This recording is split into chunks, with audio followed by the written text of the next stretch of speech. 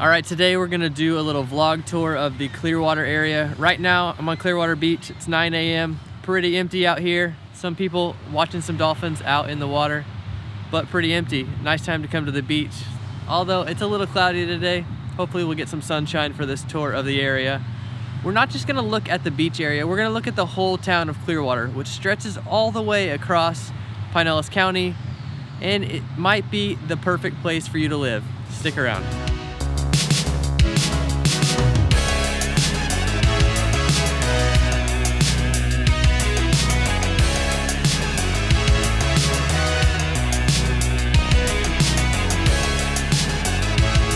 I'm Sam, thanks for coming by the Living in Tampa channel. Every single week, we release videos about what it's like to live, work, and play, and move to the Tampa, Florida area.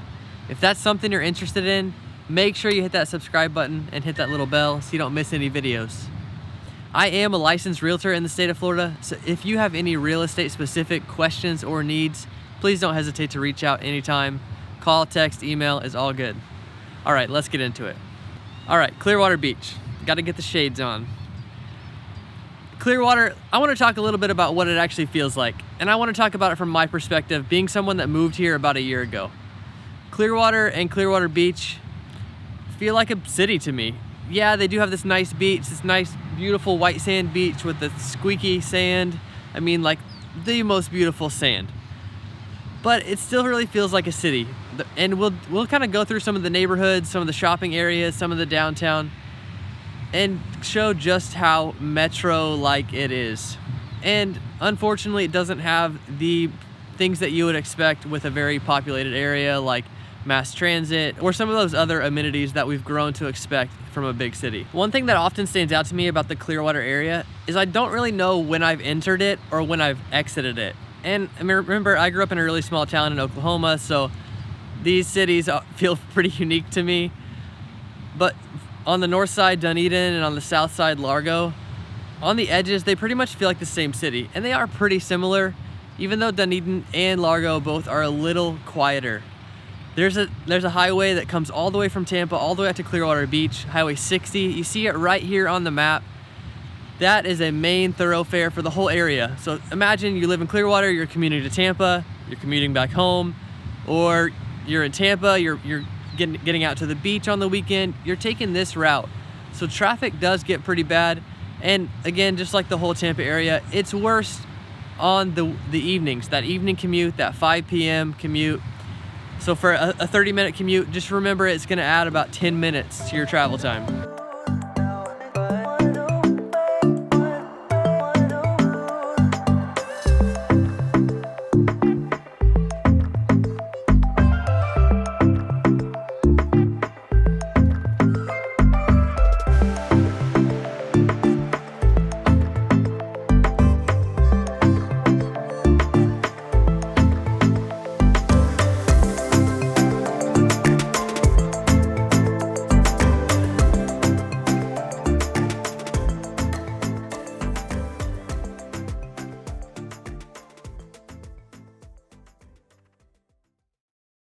I'm kind of in the downtown area of Clearwater now.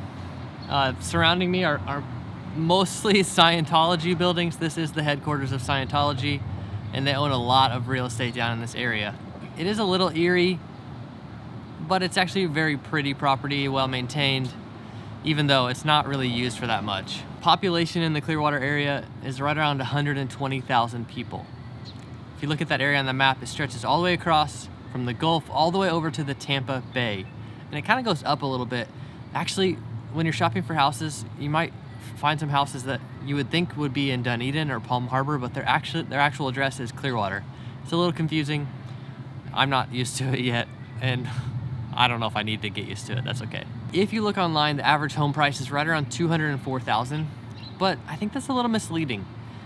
I think that is partially skewed because of how many condos and things like that there are that have really high HOAs. So maybe you can buy a condo for $150,000, but then your HOA might be $600 or $700 a month. And a very inclusive, if you're retiring, that might be a good option. But if you are a young family moving here to the Tampa area, that is not a good option. I think the real average for homes in the area, and based on just pulling some recent sale data, I think is more right around $300,000. And that's assuming the average is a 3-bedroom house, single family house, not a condo, not a townhouse, not an apartment, a house with a yard, very typical kind of setup.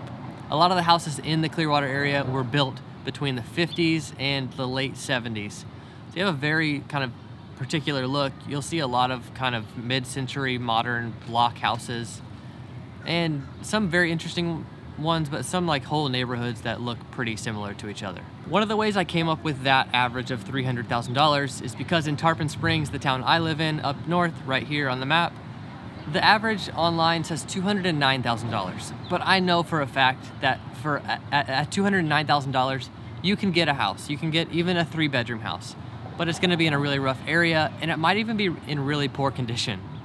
A recent video I did, I'll link to it right now, is about ways that you can get your purchase price down under $300,000.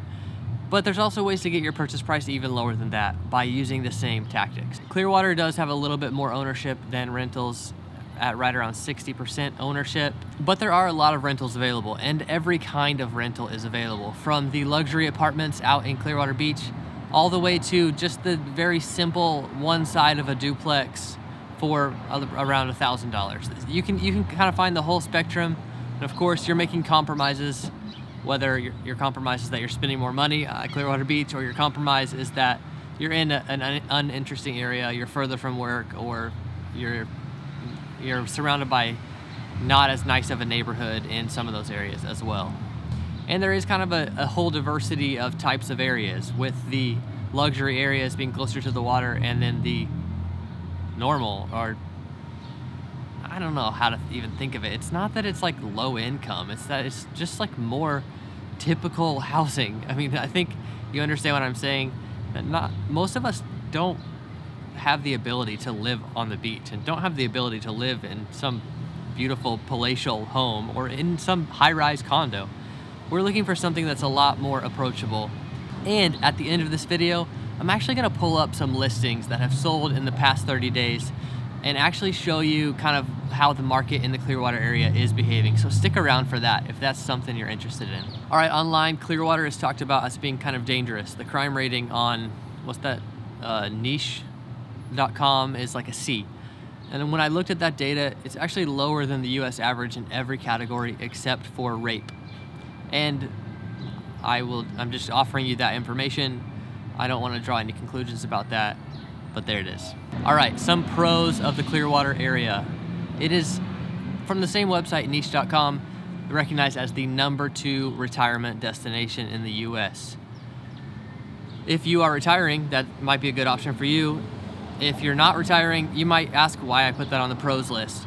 I, as a young family, like that it's a common retirement destination, because retirees move here, they invest in real estate, they invest in the local economy, and they're also often excited to see young people growing the area and making it better for themselves and their future. All right, #2 pro for the area. Going back to this beach, look at these beautiful shots from the air of this beautiful, beautiful beach. This is white sand, squeaky, powdery sand that is like what dreams are made of if you like the beach. #3, real estate appreciates very quickly in this area, and especially in this county. So if you are buying a house, it will increase in value pretty rapidly, right around 10 to 12% in the Clearwater area. And that's year upon year. So say you buy a house for $200,000, that would mean next year it's worth $224,000. If that would be about a 12% increase. Also, if you're a real estate investor, or you want to be a real estate investor, this area is very popular. It meets some of the kind of classic real estate investing rules, like the 1% rule, and rents are pretty high, so it makes it a good place with a lot of opportunity to invest in real estate. #4, pro, the state is investing in the area. Recently, the Florida Growth Fund, which is the state's pension fund for state employees, has increased their investment in this area because of the way that jobs are trending toward tech and medicine and financial services. And #5, pro, everything is kind of close. If you live in Clearwater, your grocery stores, shopping, trails, all that stuff is really accessible. and you don't have to drive far for any of it. So if you do work nearby, then you can kind of live a pretty contained life in the Clearwater area. All right, a couple cons really quick. Number one, it's crowded. It's too crowded for me. You'll see some of these neighborhoods, there's just not much space. And this is the most densely populated county in the entire state. Number two, housing is expensive. I mean, for $300,000, you're maybe getting a 3-bedroom house and you're making some compromises on condition or location. And that house is very simple, single-story home. All right, number three con for the Clearwater area, jobs are a little scarce. Although there is some growth for specific jobs, I don't know where those are. I don't know people that are getting those jobs. Apparently they are growing. I don't think that those are lies, but the jobs that are still needed the most are the low-paying jobs in the Clearwater area. Number four con, that crime grade, the C. That can be a little scary. Number five con, this downtown area is a little confusing and a little, yeah, confusing is the best word. The way that Scientology is involved in this area is confusing, and what Scientology is pretty confusing most of the time. But if you can look past some of those details, there is some nice vibe in the downtown area, as you see from some of this footage here too. All right, and the number six con for the Clearwater area is if you want to buy a house, you have to compete against investors who are often paying cash for houses. This is really frustrating. If you're shopping for a house and you come in and you're ready to pay asking price, and someone comes in with a cash offer and beats you, just because a cash offer closes faster, that can be so frustrating and so disappointing. Okay, as promised, we are going to look at some listings that sold recently in the Clearwater area. I'm just going to record my screen here and kind of show you how I navigate the MLS, the multiple listing service, so that you can kind of know how an agent is going to think about this. We're going to start with this first one at 291. We're going to go through these kind of fast, so you may want to rewind if you want to hear anything again. This first one at 291 was on the market for 44 days. A 4-bedroom, 2-bath, 1,800 square feet. And it was a conventional loan, so somebody put at least 5% down on this loan. We're going to go in here and look at it. Right, looks like a pretty normal single-family house. Welcome home. This 4-bedroom house has plenty of space for your family. Has some fruit trees. It has some upgrades, they're saying. Let's go into some pictures and flip through a few. Okay. It's decent, but needs some TLC, and it's very dated. It looks like a diner inside is what it reminds me of, with this paneling and that tile. Formica counters. It does have a gas range though. That is nice. That's rare around here. So you see this house for $291. It's a nice, decent move-in ready place, but if you want a more modern feel, if you want some updates, you're gonna have to do them yourself on a house like this.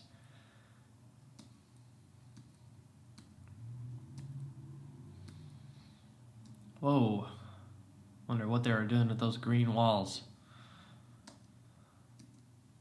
We have a different tile in the bedrooms here. And some funny bathrooms here. Little screened-in porch, some pavers in the backyard. One thing you want to be cautious of is if people do have pavers, that they're not over the top of a septic tank, because then there's not enough sunlight for the septic tank to work properly. Okay, let's go to the next house. This one is a 4.2. It sold for $310,000. Was built in 2009. It's 1,800 square feet. Oh, sorry. It was listed for $310,000. It sold for $300,000. So let's hop into some of these pictures. All right. Obviously, a lot more of a contemporary house from the front. Higher ceilings, some columns, which you either love or hate usually. Some nice wood flooring, probably engineered wood. And looks like the bathrooms are still kind of original to the build. Probably a lot of this is original to the build. Maybe the floors have been updated, maybe a few light fixtures. Pretty nice home. You may or may not like a bathroom like this, but you'll see a lot of them in these houses that were built like 2000 to 2008.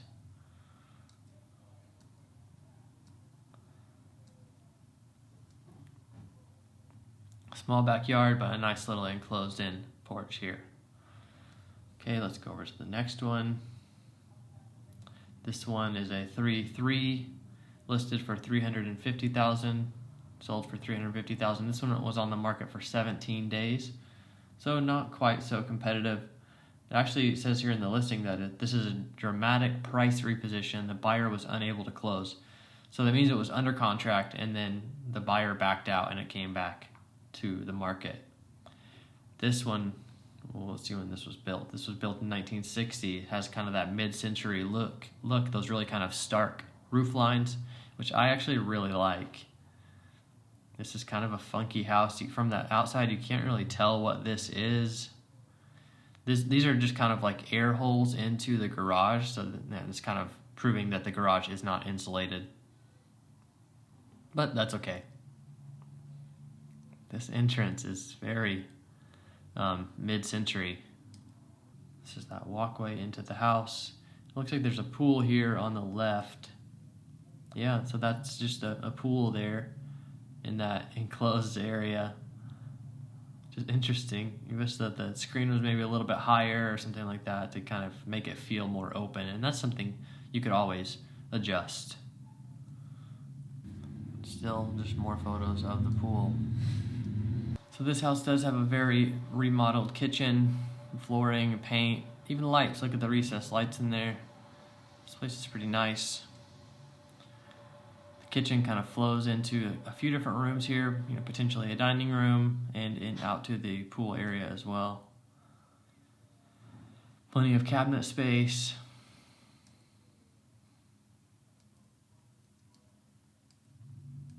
This room connected to the kitchen through here. Looks like it is a living room, a nice big living room. The ceilings kind of follow the roof line to give you a little more height. Yeah, there's a nice kind of look. It's a nice open area. This flooring looks like it's luxury vinyl planks. So very durable wood look, but not real wood.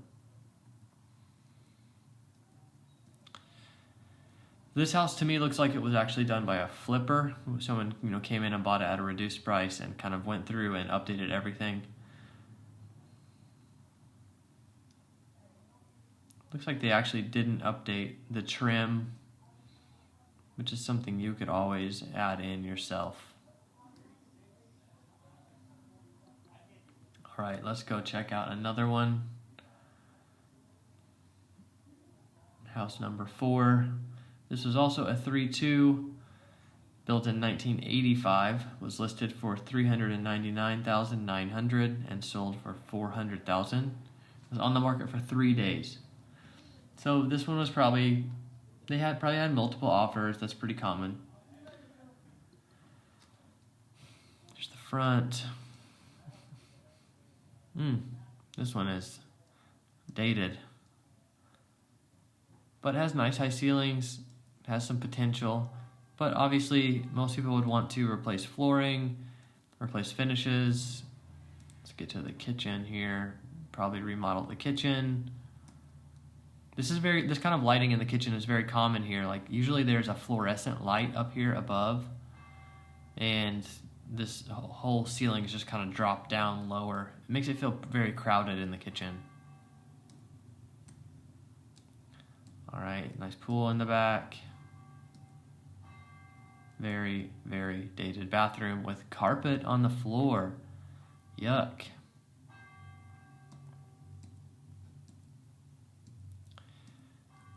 So house that needs updated for sure. Okay, let's look at the next one. Number 5. This is a 4-3. It was listed for $450, built in 1993, sold in 56 days. This is 2,200 square feet. This is a very, very typical kind of neighborhood look around here. The stucco and even these details on the corners of the house. This one has some remodeled floors and some updated paint. So you can see this house has been pretty updated, except for like the tile and things like that around the fireplace. Let's move into the kitchen. Oh, no, we're going into the bathroom. Slightly updated, but very stylistic. It's even like a common style you're gonna see in this type of home around here. Oh, the kitchen has really not been updated. Formica counters and even Formica faced cabinets. It's pretty common to like reface these kind of things around here, but for this budget of house, I would recommend doing a nicer kitchen if possible.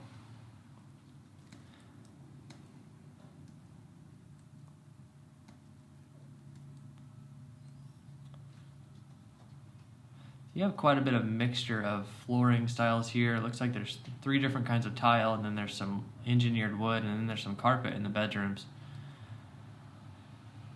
But we do have a nice pool here in the back with the tile surround and a little hot tub. Some nice big palm trees over here. All right, let's go to the next one. Oh, I just noticed this one is in a flood zone AE. The house might be built up high enough to where where you're not required to have flood insurance, but that's always something to check out. All right, our final house here is a 4-3. Was listed for $650, built in 1984, sold in 4 days, 3,200 square feet. And this is kind of a different style, a little more of a craftsman style. And I think this one will be a nice one. 3-car garage. Very beautiful front of this house, nice pavers in the driveway, pretty landscaping, and the black door. Statistically, black doors sell for more money. All right, you come in, you have your stairs on the right, beautiful hardwood stairs, nice flooring. It looks like that's maybe engineered wood or vinyl planks, I'm not sure. Big dining area. Here we have like a little bar area in the living room. You can see upstairs as well. I like these sliding doors to this like outdoor seating area. You could have kind of another dining table to kind of overflow for holidays or parties, or just kind of eat out there some of the time as well. There's the bar.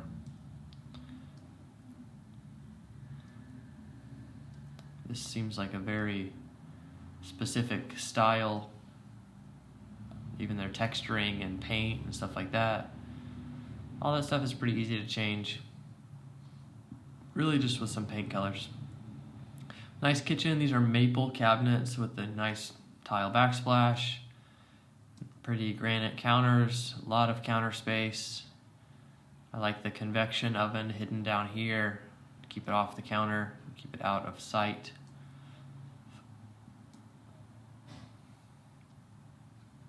Looks like these same wood floors in the bedroom, or wood looking floors, can't really tell what they are. Pretty chair rail and trim and paint in this bedroom, and built-in cabinets. All that stuff is really nice. Even these built-in blinds for the doors. All right, so this looks like the 80s. I kind of like it for its own quirkiness, but I would also want to update it if I lived in this house. All right, let's look for some other bedrooms. Here's a bedroom being used as an office. Going upstairs. Kind of a landing area, could be used as an office or something like that. So moderately updated upstairs. Looks like the bathrooms were probably updated in the 2000s. Can't quite tell where the laundry room is. But then out here to the pool and hot tub area enclosed